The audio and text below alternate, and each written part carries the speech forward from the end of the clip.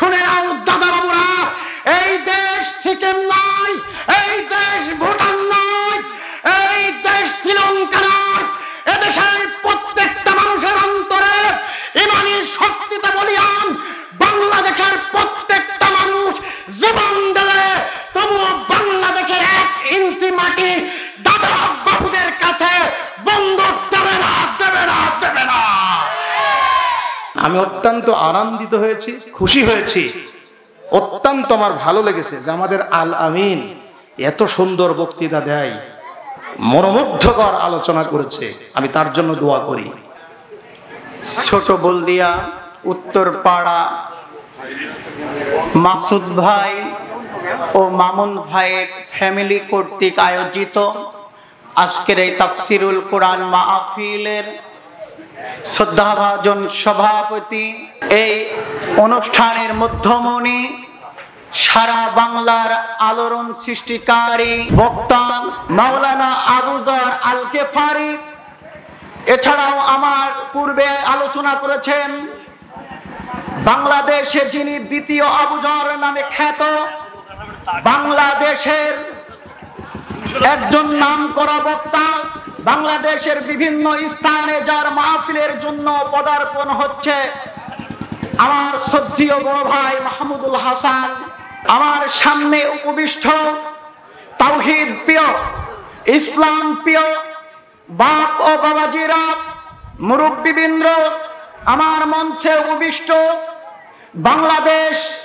জামাত ইসলামীর সকল স্তরের দায়িত্বশীল বৃন্দ, ইসলামী ছাত্র শিবিরের ভাইরা, অত্র গ্রামের গণ্যমান্য ব্যক্তিবর্গগণ, এছাড়াও পর্দার আড়ালে মা ও বোনেরা, সকলকে জানাচ্ছি ইসলামিক সম্ভাষণে শান্তির বার্তা, আসসালামু আলাইকুম ওয়া রাহমাতুল্লাহি ওয়া বারাকাতুহু। আমি পবিত্র কোরআনুল কারীমের সূরা ইব্রাহিমের 1 নম্বর আয়াত তেলাওয়াত করেছি। এই আয়াতের আলোকে, এই আয়াতে মূলত কি বোঝানো হয়েছে তার প্রেক্ষাপট আপনাদের সামনে আলোকপাত করব। ওমা তৌফিক ইল্লা বিল্লাহ। সম্মানিত হাজিরিন, আপনারা অবগত আছেন আমাদের বাংলাদেশে দীর্ঘদিন ধরে শাসন ব্যবস্থা পরিচালনা হয়েছে। 1952 সালের ভাষা আন্দোলনের মধ্য দিয়ে বাংলাদেশের স্বাধীনতার বীজ বপন করা হয়েছিল। তার মধ্য দিয়েই বাংলাদেশের স্বাধীনতার আন্দোলন গড়ে উঠেছিল। তারপর 1971 সালে পাকিস্তানের বিরুদ্ধে যুদ্ধ পরিচালনা করে বাংলাদেশ স্বাধীন হয়েছিল। তারপরে এদেশে বাবা ক্ষমতা এসেছিল, স্বামী এসেছিল, চাচা এসেছিল, ভাবি এসেছিল, বুবু এসেছিল, তবু এদেশের ভাগ্য আকাশে পরিবর্তন হয় নাই। এদেশের মানুষ বাপের শাসন দেখেছে, এদেশের মানুষ স্বামীর শাসন দেখেছে, এদেশের মানুষ চাচার শাসন দেখেছে, এদেশের মানুষ ইসলামী শাসন দেখার জন্য প্রস্তুত রয়েছে। সম্মানিত হাজিরিন, সামনে আসছে ইসলামের যুগ।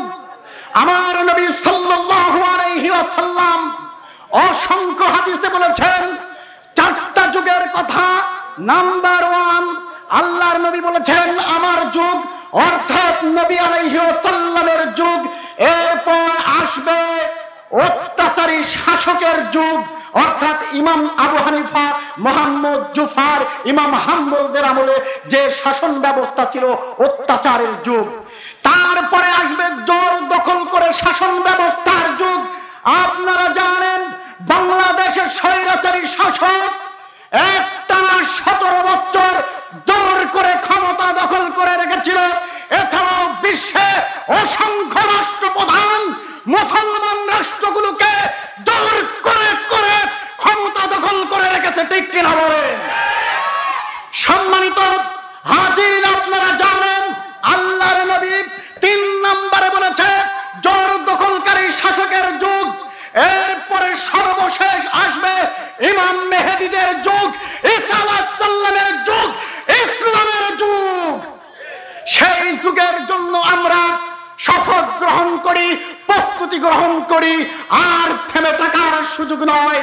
কারণ এই যুগ ইবলিসের নয়, এই যুগ নমরুদের নয়, এই যুগ ফিরাউনের নয়, এই যুগ আবু জাহেলের নয়, এই যুগ আদম আলাইহিস সালামের, এই যুগ ইব্রাহিম আলাইহিস সালামের, এই যুগ মুসা আলাইহিস সালামের, এই যুগ মুহাম্মদ আলাইহিস সালামের, এই যুগ বাংলার ইসলাম প্রিয় মানুষের।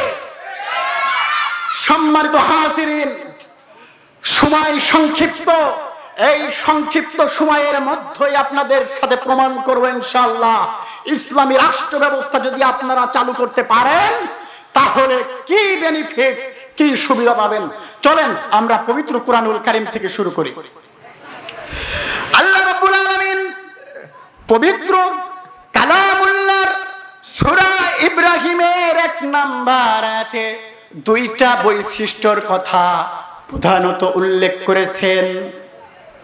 আল্লাহ বলেছেন 1 নম্বরে, আনসাল্লাহ, হে নবী আপনার উপরে নাজিল করা হয়েছে। কি নাজিল করা হয়েছে? আল কোরআন। বলেন তো, আল কোরআন। আল কোরআন কি যেমন তেমন কিতাব? আল্লাহ রাব্বুল আলামিন কোরআন সম্পর্কে নিজেই বলেছেন, তানসিলুম মির রাব্বিল আলামিন। This is the message sent down from the Lord of the world. এই আল কোরআন নাযিল হয়েছে আল্লাহ তাআলার পক্ষ থেকে। যে কোরআন আল্লাহ নাযিল করেছেন সেই কোরআনে কি কোনো ভুল থাকতে পারে? আজকের বিজ্ঞানীরা, আজকের দার্শনিকরা অবাক হয়ে যাচ্ছে। তারা কোরআন নিয়ে গবেষণা করছে। আল্লাহ তাআলা তাদেরকে আগে থাকতেই এই চ্যালেঞ্জ ঘোষণা করেছিল পবিত্র কুরআনুল কারীমের মাধ্যমে, যালিকাল কিতাবু লা রাইবা ফি।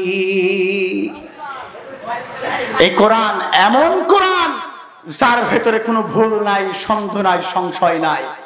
আমার ভাইরা, এই কোরআন নাযিল করে আল্লাহ তাআলা চ্যালেঞ্জ ঘোষণা করলেন যে কোরআন তোমাদের দিলাম, যে গাইড দিলাম, এই কোরআন তোমরা অনুসরণ করো।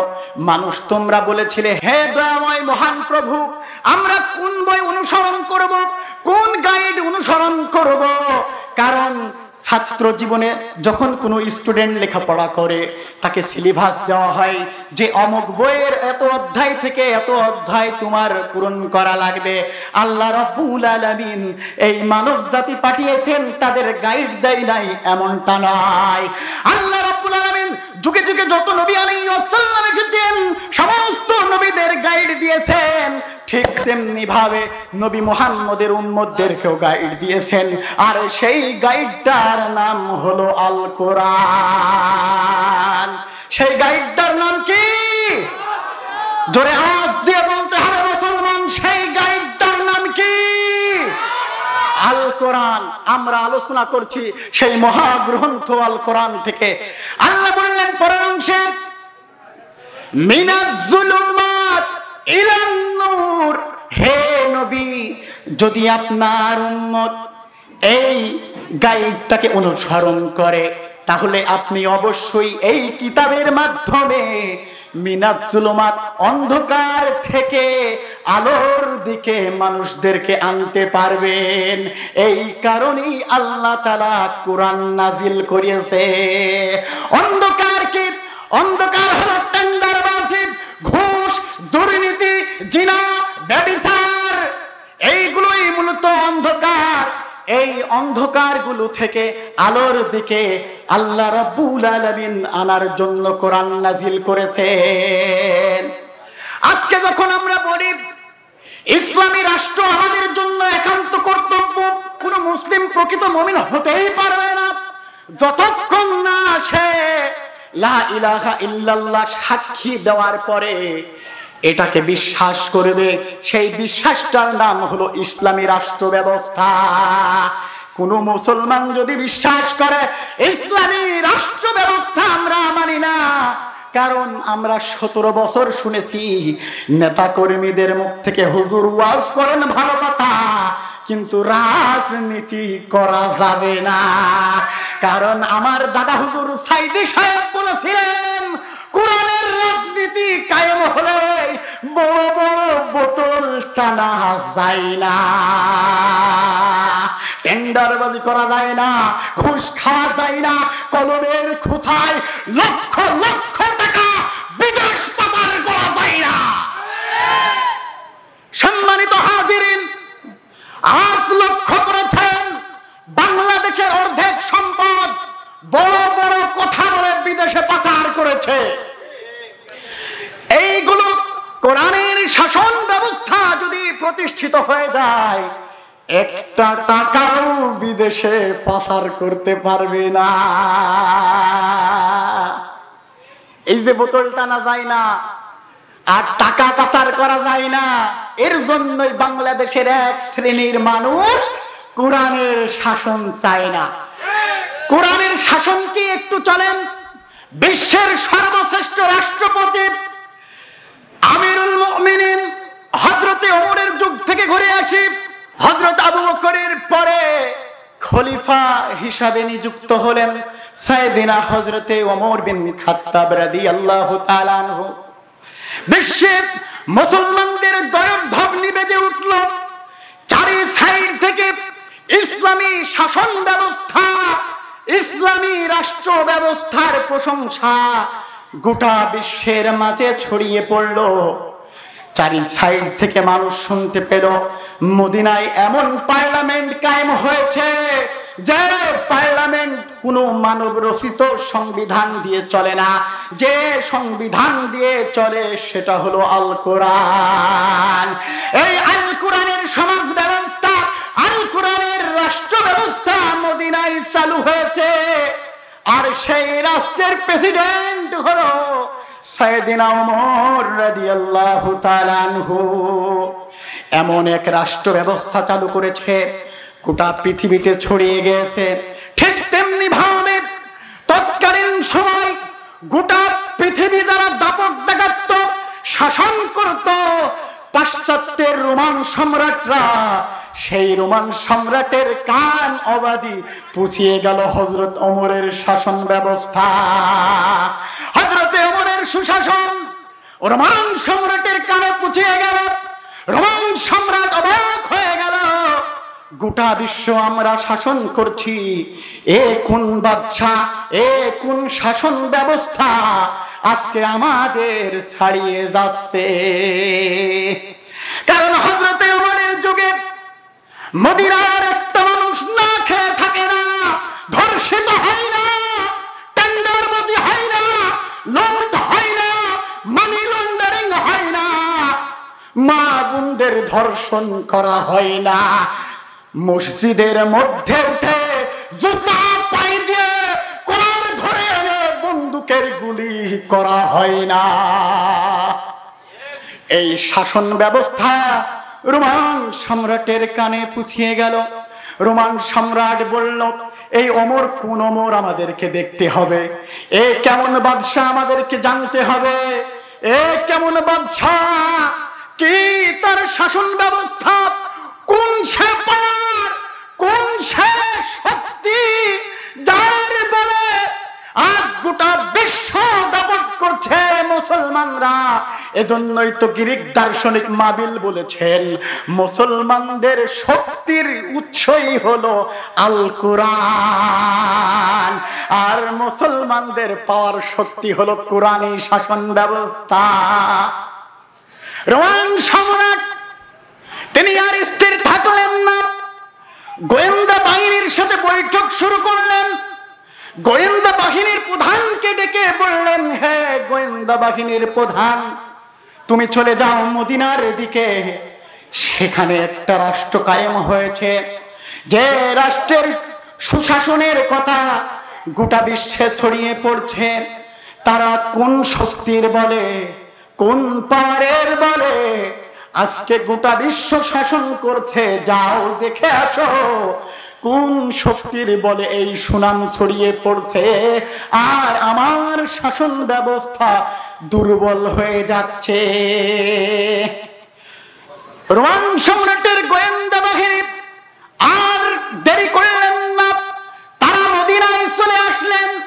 মদিনার পার্লামেন্টের দায়িত্বশীলদেরকে, উচ্চ পদস্থ দায়িত্বশীলদেরকে বললেন, হে মদিনাবাসী, আপনাদের সম্রাট কোথায়? আপনাদের বাদশাহ কোথায়? মুসলমানদের উচ্চ পদস্থ দায়িত্বশীলরা বলল, আমাদের সম্রাট হয় না, আমাদের রাজা হয় না, আমাদের বাদশাহ হয় না, আমাদের হয় আমিরুল মুমিনিন। রোমান সম্রাটের গোয়েন্দা বাহিনী বলল, তাহলে আপনাদের আমিরুল মুমিনিন কোথায়? তিনার সাথে সাক্ষাৎ করব। মুসলমানদের দায়িত্বশীলরা বলল, আপনি যদি আমাদের আমিরুল মুমিনিনের সাথে দেখা করতে চান তাহলে অমুক মাঠে চলে যান, সেখানে দেখতে পাবেন। রোমান সম্রাটের গোয়েন্দা বাহিনী আর দেরি করলেন না, তারা শোনা মাত্রই রওনা হয়ে গেল মাঠের দিকে। কিছু দূর যেয়ে তারা দেখলো একজন মানুষ নরমাল জামা কাপড় গায়ে মরুভূমির বুকে একটা লাঠির উপরে মাথা দিয়ে শুয়ে আছে। জোরে বলেন আল্লাহু আকবার। ও মুসলমানরা, জোরে বলেন আল্লাহু আকবার। রোমান সম্রাটের গোয়েন্দা বাহিনী মুসলমানদের বাদশার এই অবস্থা দেখে অবাক হয়ে গেল। আমরা এতগুলো সৈন্য নিয়ে, এতগুলো পাহারাদার আমাদের রোমান সম্রাটকে পাহারা দিই, তবু রোমান সম্রাট ভয়ে থাকে, না জানি কখন শেষ হয়ে যায়।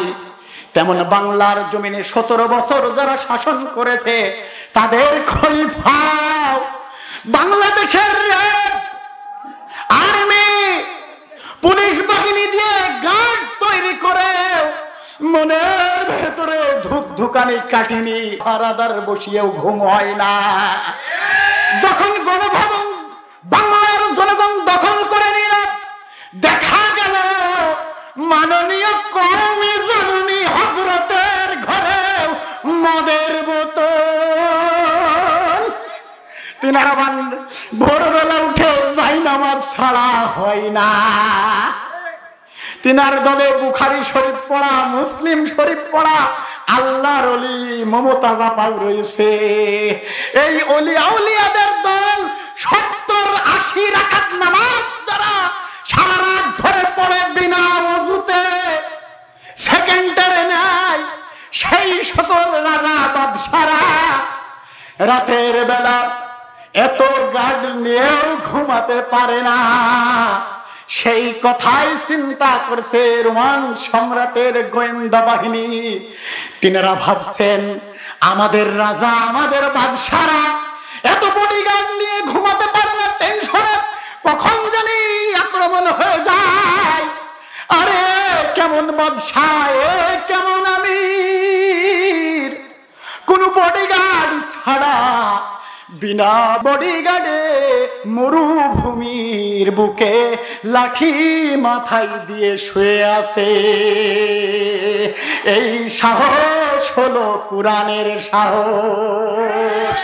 আল্লাহ এই জন্য সূরা বাকারার 38 নম্বর আয়াতে ঘোষণা করেছেন, আল্লাহ বলছেন, হে মুমিনরা, ফাইম্মা ইয়াতি আন্নাকুম মিন্নি হুদান ফামান তাবিয়া হুদা।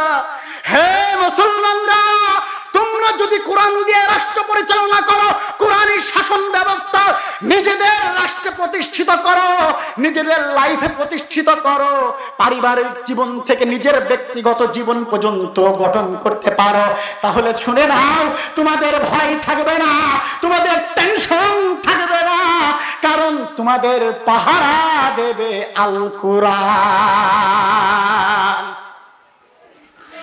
গোয়েন্দা বাহিনী আর দেরি করলেন না, দ্রুত মদিনার ফিরে গেলেন।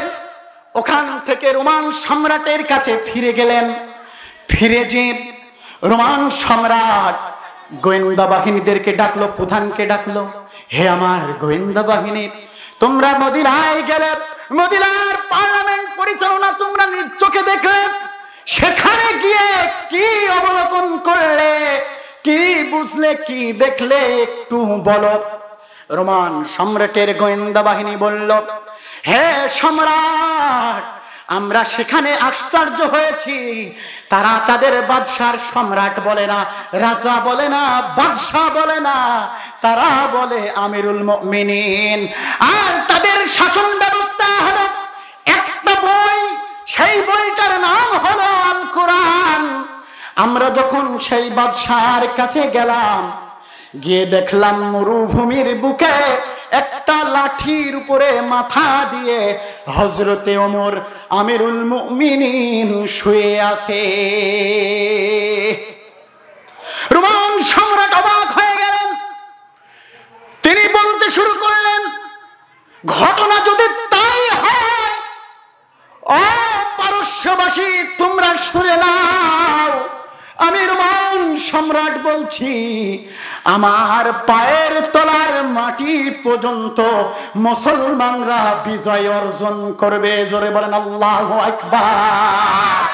বেশি দিন লাগেনি, খালিদ বিন ওয়ালিদের নেতৃত্বে আল্লাহ রাব্বুল আলামিন অল্প কিছু দিনের মাঝেই পারস্য মুসলমানদের বিজয় দান করেছিলেন।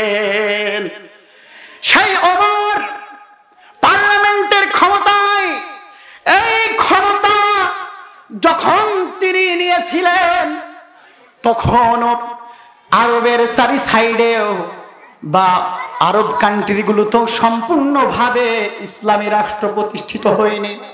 কিন্তু হযরতে ওমর তিনি যখন পার্লামেন্টের গদি দখল করলেন, ক্ষমতা পেলেন, ক্ষমতাকে ভোগের বস্তু না বানিয়ে তিনি কি করলেন? তিনি ইনসাফ প্রতিষ্ঠিত করলেন, নাই ইনসাফ ভিত্তিক রাষ্ট্র প্রতিষ্ঠিত করলেন। তারই সাইডে ওমরের এই সুশাসনের কথা ছড়িয়ে পড়ল। হযরতে ওমরের এই সুশাসন দেখে পৃথিবীর ক্ষুদ্র ক্ষুদ্র রাজা বাদশারা তখন কালিমা পড়ে ইসলামের ছায়াতলে চলে আসলো। তারা বুঝতে পারলো, না না না, আর সময় নেই, আর দেরি করলে হবে না, কারণ এখন চলছে ইসলামী শাসন ব্যবস্থা। এই শাসন ব্যবস্থায় আমাদের মতো 2 নাম্বারি রাজাবাদের সারা টেকবে না। আমার ভাইরা, যারা ভালো হয় তাদের নাতিপুতিরাও ভালো হয়, যাদের দলীয় প্রধান ভালো তাদের নেতা কর্মীরাও ভালো। কথা কি বোঝা যায় নাকি রাগ করছেন? লক্ষ্য করে দেখেন, যাদের নেতা ভালো হয় তাদের দলীয় নেতা কর্মীরাও ভালো হয়, প্রধান ভালো হয়। বাংলাদেশে বিভিন্ন শাসন ব্যবস্থা এসেছে, আপনারা লক্ষ্য করেছেন বিভিন্ন সময় দুর্নীতি হয়েছে, করাপশন হয়েছে, তারপরেও এই দেশের সুশাসন মানুষ দেখতে পায় নাই। কিন্তু যখন বাংলাদেশের ইসলামপন্থী 2 জন মন্ত্রী ছিল, 17 বছর স্বৈরাচার শাসন করার পরেও তাদের 1 টাকা দুর্নীতি প্রমাণ করতে পারে না। বাংলাদেশের অসংখ্য ছাত্র দল আছে, অসংখ্য ছাত্র দল আছে যারা কলেজ বিশ্ববিদ্যালয়ে ধর্ষণের সেঞ্চুরি করে। বাংলাদেশের ইসলামী ছাত্র শিবিরের এই 17 বছর সহ বাংলাদেশ সৃষ্টি লগ্ন থেকে একজন ছাত্র শিবিরের নেতা কর্মীর বিরুদ্ধে ধর্ষণের মামলা পর্যন্ত হয় নাই। এই দল করেন, যে দল করেন, যে দল আপনাকে আল্লাহর পক্ষে আনবে, যে দল আপনাকে কোরআনের পক্ষে আনবে, যে দল আপনাকে জান্নাতে নিয়ে যাবে, ঠিক কিনা বলেন? সম্মানিত হাজিরিন, একটা উদাহরণ দিয়ে শেষ করে দেব। আমরা জানলাম ইসলামী নেতা কর্মীরা ক্ষমতায় গেলে সম্পদ লুট করে না। এর উদাহরণ একটুখানি দিয়ে শেষ করে দেব। তখন বিশ্বে বেজে উঠেছিল দ্বিতীয় ওমরের যুগ। ওমর বিন আব্দুল আজিজ, ইনি কিন্তু দেশে পরিবারের সন্তান নয়, দ্বিতীয় খলিফা ওমর বিন খাত্তাবের বংশধর, যার গোড়া ভালো তার আগাও ভালো। দ্বিতীয় ওমরের যুগ, ইসলামী শাসন ব্যবস্থা, উমাইয়াদের যে শাসন ব্যবস্থা বিশ্বের চারি সাইডে দূষিত ন্যায় পতন ঘন্টা বেজে উঠেছিল উমাইয়া শাসন। সেই উমাইয়া শাসনের যিনি রাহবার হয়েছিলেন, যিনি সুনাম অর্জন করেছিলেন, যাকে বলা হয় ইসলামের পঞ্চম খলিফা, সেই ওমর বিন আব্দুল আজিজ পার্লামেন্ট পরিচালনার পরে ইন্তেকাল হয়ে গেল। তার নিজের ফ্যামিলির লোকজন, ভাতি যারা, অভিযোগ তুলল রাষ্ট্রপ্রধানের কাছে যে হে রাষ্ট্রপ্রধান, তার ভাতিজা সহ অন্যান্য যারা দেশে মানুষ ছিল উচ্চপদস্থ, তারা অভিযোগ তুলল হযরতে ওমর অমুক রুমে থাকে, ওই রুমটা হযরতে ওমর কার যেতে দেয় না, নিশ্চয়ই ওখানে হীরা জহরত সোনা রত্ন রয়েছে, যে সোনা রত্ন দিয়ে তিনার পরিবার আগামী সময়ে জীবন পরিচালনা করবে। মানুষের মধ্যে সন্দেহ সৃষ্টি হয়ে গেল, তাই তো কি ব্যাপার, রাজা তো সুশাসন প্রতিষ্ঠা করেছিল, তিনার অন্তরে এক, কাজে কর্মে আর এক।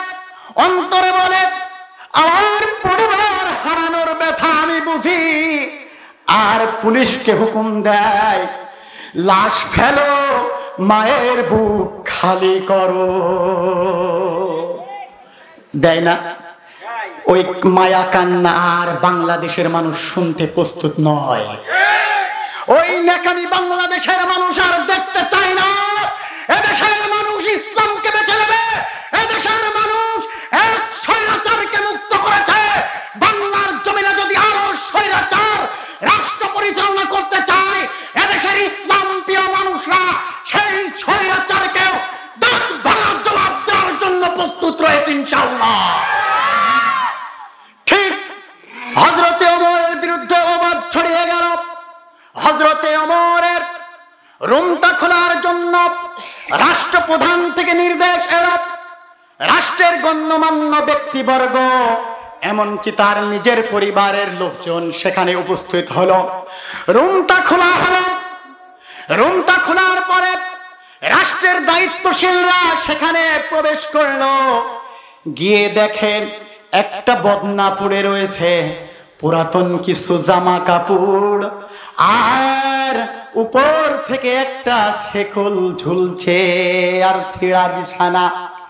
মানুষ বলল এই শেকলের কাজ কি? তিনার পরিবারের লোকজন বলল হযরতে ওমর বিন আব্দুল আজিজ যখন আল্লাহর ইবাদত করতে করতে ক্লান্ত হয়ে যেত, তখন এই শিকলের মধ্য মাথা দিয়ে আল্লাহর ধ্যানে মগ্ন থাকতো। কারণ তারা ওই নেতাদের মতো রাত জেগে কষ্ট করে 70-80 রাকাত নামাজ পড়তো না, কারণ তারা ছিল আল্লাহ প্রেমী। অতএব আমার সোনার ভাইয়েরা, লক্ষ্য করে দেখেন, যারা ইসলামী পার্লামেন্ট গঠন করেছে, ইসলামী রাষ্ট্র প্রতিষ্ঠা করেছে, তাদের 17 বছরে 1 টাকার দুর্নীতি খুঁজে পাওয়া যায়নি। আর যারা বড় বড় ওলিয়া উলিয়া সেজেছে, তাদের ঘরের তালা খুললে লক্ষ লক্ষ কোটি কোটি টাকার স্বর্ণ এবং টাকা পয়সা মিলেছে। তার বাস্তব উদাহরণ হলো সাবেক স্বরাষ্ট্রমন্ত্রী। এদেশে যারা চলচ্চিত্রে অভিনয় করে সবাইকে খারাপ বলছি না, কিছু কিছু আছে যাদের নামে মনিটনি আছে, তাদের মতো মানুষগুলো যখন জেল থেকে বাহির হয় তাদেরকে অ্যারেস্ট করার সময়ও সম্মান দিয়ে করা হয়, হ্যান্ডকাপ পরানো হয় না। অথচ আমরা দেখেছি এই দেশে যখন বাংলাদেশ ইসলামী আন্দোলনের সামান্য একটা কর্মীকে অ্যারেস্ট করেছে, তারা মাথায় দড়ি বেঁধেছে, হাতে হ্যান্ডকাপ দিয়েছে, গলার মধ্যে বেড়ি দিয়েছে। ঠিক কিনা বলেন?